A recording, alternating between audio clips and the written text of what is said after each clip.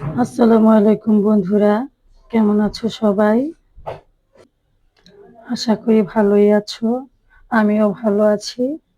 আজকে তোমাদেরকে দেখাবো ম্যাগি নুডলস রান্না করে। তো আমি এই ম্যাগিটা রান্না করব সম্পূর্ণ ভিন্নভাবে।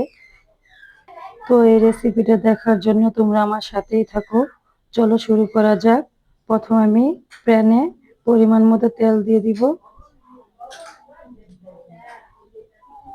এখানে পরিমাণ মতো পেঁয়াজ কুচি, কাঁচামরিচ কুচি দিয়ে দেব। ডিমটাকে ভেঙে দিয়ে দেবো এখানে। দিয়ে দেবো পরিমাণ মতো লবণ। দেখো বন্ধুরা, আমি এখানে একটা ম্যাগি নিয়েছি। এখন এটাকে আমি সিদ্ধ করব না, এভাবেই দিয়ে দেব। এভাবে একটা একটা করে সবগুলো ম্যাগি দিয়ে, দেখো বন্ধুরা, সবগুলো ম্যাগি দিয়ে দিয়েছি। এখন এখানে আমি পরিমাণ মতো পানি অ্যাড করে দেব।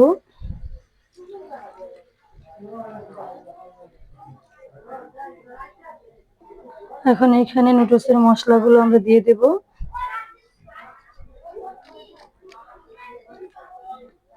বন্ধুরা, এখন নুডলসটাকে সিদ্ধ হওয়ার জন্য ঢাকনা দিয়ে ঢেকে দেব।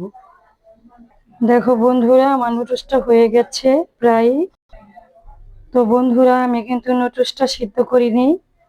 আমি কাঁচা নুডলসটাই পেঁয়াজ মরিচ ভেজে দিয়ে দিয়েছিলাম।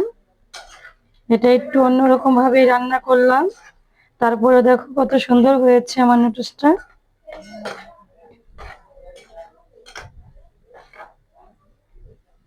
দেখো বন্ধুরা, আগে থেকে ডিম সিদ্ধ করে কেটে রেখেছিলাম। এখন এটা দিয়ে আমি সাজিয়ে দেব। দেখো বন্ধুরা, ডিমগুলো সাজানো হয়ে গেছে। এখন এইখানে ম্যাগি মশলা অ্যাড করে দেব।